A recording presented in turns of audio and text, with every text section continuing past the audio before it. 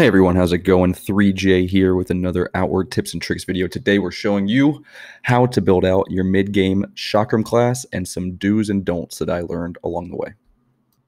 So first things first, when building a Chakram class, you need to know what you're sacrificing.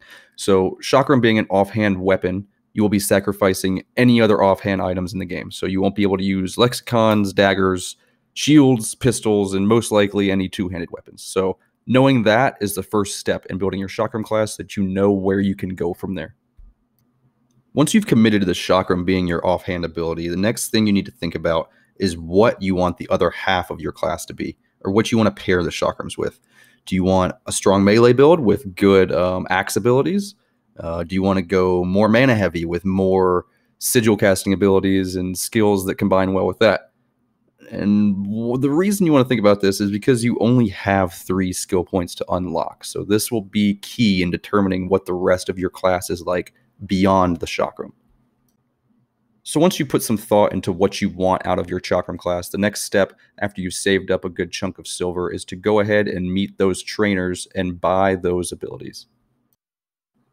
Now, obviously, there are a good bit of options you can choose from here. It will come down to preference in the end, but I will kind of go over what I chose and my thought process behind those choices and what just overall kind of naturally fits well together, as well as some of my regrets and maybe some things I learned to help you avoid those mistakes and make good choices in your build. Now, when I say you only have 3 skill points you can unlock, this is what I mean. Now, when you go into a trainer, you'll see in the middle of every skill tree, there's an ability or a skill that requires 1 skill cost. See, 1 skill cost, 500 silver. It tells me up here, I've already used 2, so I only have 1 skill cost left. Anything below this middle item does not require a skill point. Anything above it requires you to use a skill point to be able to buy. So that's what I mean by you only have 3 skill points. You can only fully unlock 3 full skill trees, so that's just something to keep in mind. Now, when you're trying to decide what to do with the second half of your Chakram build, it mainly comes down to this. You're going to need a primary weapon. Now, do you want that primary weapon to be strong with good abilities, or do you want it to just kind of be there? So you can either go into a strong melee class as the second half of your Chakram build, or you can just create a melee weapon to use and really focus that other half of your build on mana abilities, such as casting sigils and other abilities in combination with those sigils to do mana damage. So now that we've discussed all those important factors, there is one remaining huge factor we have not talked about, and that is what you are wearing. It has a great impact to how you play the game, and it will affect your build. As you can see, everything I have here pretty much reduces my mana cost. My mace, minus 10 mana cost. My hat, minus 20 mana cost, minus 5 stamina cost. My robes, minus 15% mana cost. So you can see the pattern I have going with my build is that I have greatly reduced mana cost. This will let me focus my skills, my silver, my abilities towards things that will increase my melee aspect of this build. So now that we've laid all that out, let's finally get into what abilities I'm using. And obviously, first, with a Chakram class, you're going to want to max out Philosopher, because this is where all of your Chakram abilities are. And the skill point you will have to spend here gives you a 0.34 per second mana regeneration, which is pretty awesome. You can throw your Chakram all day long without running out of mana with this way I have it set up.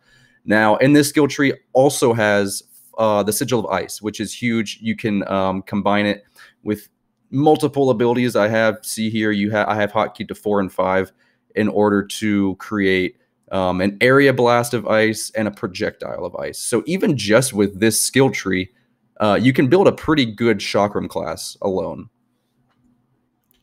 So on to the next aspect of my Chakram build, actually right behind us here.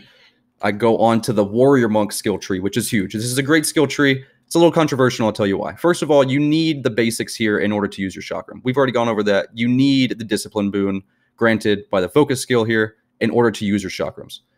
The skill point you spend in this tree, you get increased stamina by 40, which is great because using a Chakram class, you're doing a lot of dodging, Chakram throw, dodging, Chakram throw. That is huge to increase your stamina. Another great aspect, while under the Discipline boon, aka while you're able to use your Chakrams, Your impact resistance and all damage resistances are increased by 15. Huge. Great synergies so far with the Chakram build. Now, however, this is where we kind of get to the controversial aspect. Flash Onslaught is a great ability. It attacks all enemies within a close distance with increased damage and impact. Great. However, this consumes your Discipline boon when you use Flash Onslaught.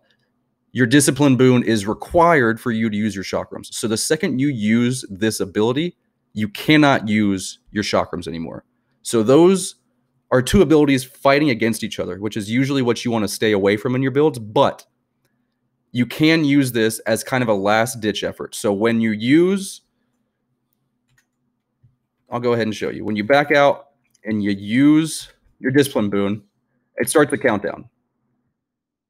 When that timer is about to run up, you can just use your ability right before the timer runs up.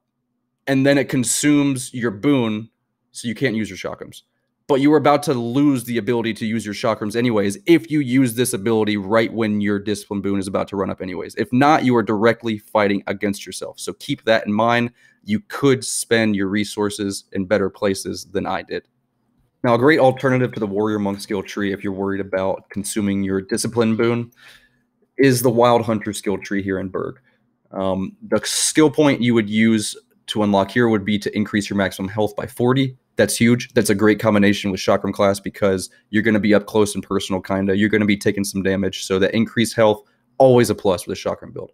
Now, the abilities you get up here are great melee abilities as well. You see here, jumping attack creates a shockwave upon landing, high impact, high damage. This is a twice attack that consumes your rage boon in the process and inflicts bleeding and pain.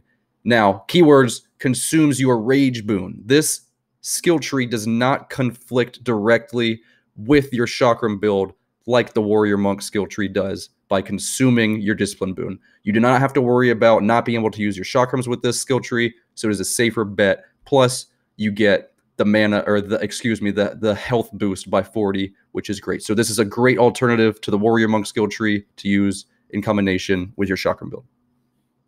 Now, as you can see, even with just 2 skill points used, I have a pretty solid Chakram build. So the third skill comes down to even more preference. You really want to address any weak points or maybe any unutilized assets you may have, such as with my build, I have a lot of mana regen to where I'm not really using all of it. So I'm going to use even more mana in my build. And for my third aspect, my third skill tree, I'm going to go with a Cabal Hermit class. So I can use the Sigil of Wind, which does not require any cold stones, any fire stones, or anything to be cast. You just need to find the totem in that region. So that is a huge up, is being able to use a sigil without having to have a fire stone or a cold stone.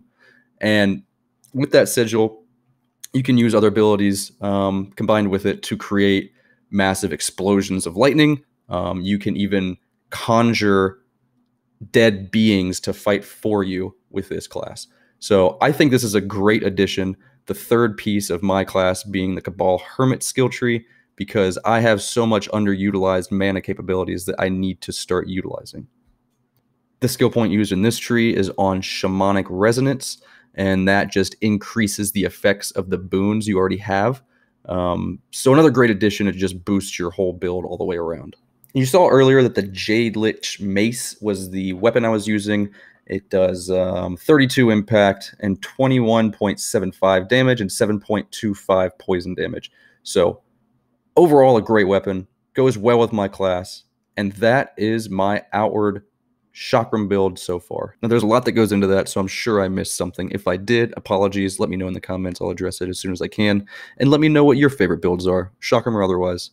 Thank you for watching. I do stream Tuesdays and Thursdays at 7:30 p.m. Eastern Standard Time over at twitch.tv/3J. That's THREEEJAY. Thank you very much. Drop a like and subscribe if you like the video.